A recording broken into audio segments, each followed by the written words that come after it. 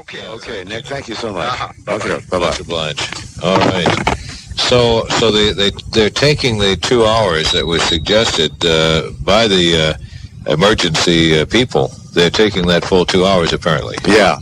So I think right now that we can say for those of you folks who have evacuated your areas, if you're in a great big push to get back, you won't be allowed back until 10 till 12. And that fits within the timeline that that's been told to us and relayed to us time and time again this evening. So that's the definitive word. Mr. Parker. Yeah, Mr. Parker says he's going to wait from the word from Sacramento. When he gets that word, and when everybody here locally is satisfied that that word is the right word, then bingo, that's when the evacuated areas will be opened for people to come back to their homes and their businesses, if that's where they want to come back to at this time of night. Their businesses, that is, or their homes as far as that goes, too. I can imagine some folks who have probably found a nice soft pillow someplace saying, "Hey, I'll take tomorrow." Yeah, thank you very much. I'll stay and I'll see you tomorrow. Do you realize that some great parties start this way? Yeah. Yeah.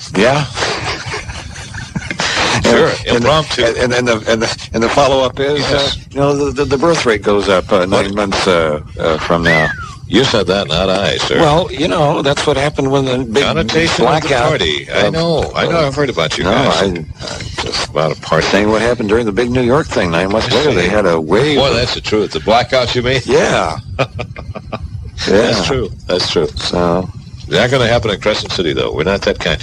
A listener called and said that we did a wonderful job. Thank you, KPOD. Well, isn't that nice? Thank you. We're sitting here. We're getting giddy now. The air's getting thinner. I just went, "Oh, shucks." Did you? Yeah, I just pulled a Ronald Reagan. Speaking of him, what did you think about the whole insinuation and us taking a stance? Finally, there goes your other line. The stance against terrorism and saying, "Hey, you made a mistake here." I was kind of proud of that. I was in the lounge and everybody applauded him. What's happening now? Well, the sheriff just said something to me. I had to giggle. I'm going to put him on the air now. Now you're on the air, Tom. Watch it. So don't say that again. You want me to repeat my statement? No, not unless you want to. You're the one running for re-election. Sweet old Bill and Dwight Gregory down there. I wouldn't say it. We are a little premature, but we feel that even though we are still getting some tidal action down in the harbor, and we're still registering some drops in the gauge and some action within it, and we have witnessed that now since about 10 o'clock up till now. We feel that it's safe at this time, so we're going to remove the roadblocks, and we're going to call an all clear, and we're going to let people back into their residence and hope they sleep well tonight. Okay, so that is the official word. That's the official word. Even though we have been basically advised by OES to keep everybody out till the 2-hour time frame. Right. We feel that even though we have seen some action down there, we feel that it's safe to go ahead and give an all clear. So we are going to issue the orders for all clear at this time and let people back in. And we are making arrangements for people who need transportation to see if we can get them back to their residences and get everybody back home. Okay, what do you want from us, Tom? Do you want us to do anything or say anything or stay on the air with any kind of a clearinghouse thing or what? We would like people to stay away from the beach areas, just for safety's sakes. We're trying to make arrangements now. I've got people trying to locate the senior center bus or whatever else we can use. Hold on a second. Have we got transportation lined up to take people back? At the fairgrounds. Ask him if he wants some volunteers. We're working on a 15-passenger bus to get the people back from the fairgrounds to their respective residences so we can get everybody back home for the night. So we are issuing an all clear at this time. Are you going to let the siren go or what? We're not going to blow a siren. Oh, okay. He's afraid it'll blow the wrong one. People north of Fifth Street might be asleep. We don't want to wait. I see. Oh, okay. All right. So, I waited all night for that. Yeah, we were, quite frankly, we were just we were hoping that you'd go ahead and let her fly there, but you guys make the decision, so we'll just carry it from here. Well, we don't want to disturb a lot of people, and we think that it's safe. Can you hold on a second? Yeah, you bet. All right, I'm going to put you on hold one second. Okay, very good. Okay, the Eagles Lodge is closing up. Everybody's going home. What if they need some volunteers now for cars to go out to the fairgrounds? Yeah, that's what I was trying to find from. All right, I'm back with you. Yeah. Yeah, we're just those. We do have a bus. We have things working, and we're starting to pull the people out, and we'll get everybody back into their residences. Okay. And they sleep Ask well if he tonight. knows how many were out at the Tom, fairgrounds. do you have any need for any additional transportation that volunteers may wish to contribute at this time? If they want to go down by the fairgrounds, we have a number of people there that need transportation, and I'm sure that bus will not be able to take them all in one lap. So if people can give us some hands in moving some of these people back, we'd appreciate it. All right, very good. Any idea of how many people are over there at the fairgrounds? We have estimates between 60 to 100 at any given time, but that doesn't, we have people that were over at the Eagles Lodge, and we had people who were in private homes on occasion, so it's hard to say just how many people are out. Okay. All right, very good. Excellent, Tom. All right, we'll be back with you tomorrow morning to get a wrap-up on all this thing. All righty. Okay? See you later. All right. Bye. Very good. Thanks. Okay, Sheriff Tom Hopper, and they're not going to blow the siren. Thank God, I'm with you. I wanted to hear that baby go off. That was the one big charge I wanted to get out of this thing. So that's from the man himself, that even though Office of Emergency Services in Sacramento says you really should hang on for the end of the 2-hour period, the sheriff, along with Bill Parker, has said, hey, we're going to let people go back home if they want to go back home now. And so the people who are without transportation, we're assuming that if you're at the Delaware County Fairgrounds, and for those of you who may have the ability to contribute some volunteer transportation to those people to get them back to their homes in the evacuated area, I'm sure that your transportation would be welcomed by the sheriff and by the Office of Emergency Services here locally. I hope nobody takes this in the wrong way, but I've enjoyed being here just to do what we can do and working with you, and I thank you for being here with us, and I've enjoyed that portion of it, although hearing from people and just trying to serve in some little capacity here and working and talking with so many people is a fun thing. I think a big kudo goes to everybody for that's right. handling this thing the way it's handled. I think it was well done. I don't want to call it an exercise because it was not an exercise, but it was a situation that was handled very, very well. And by golly, you got it. You got our KPOD kudo and tip of the old beanie. Right. Sure got there. Anything? Well, here it is. This is off the wire service. So far, it's the tsunami that wasn't. Warnings for a giant sea wave were issued from the U.S. west coast to Hawaii and even to Japan, but so far the highest waves were reported in Hawaii and measured 10 feet. They caused no damage. A major earthquake near Alaska's Aleutian Islands triggered the wave and set many people to higher ground. Tsunamis are very unpredictable, sometimes causing massive destruction, but other times going almost unnoticed. The tsunami warning meant sort of a party for the 93 residents of the Aleutian Island village of Atka. The villagers cleared away from the shore and climbed a hillside. The manager of the village store said everybody had a good time. Sounds like Clyde Eller.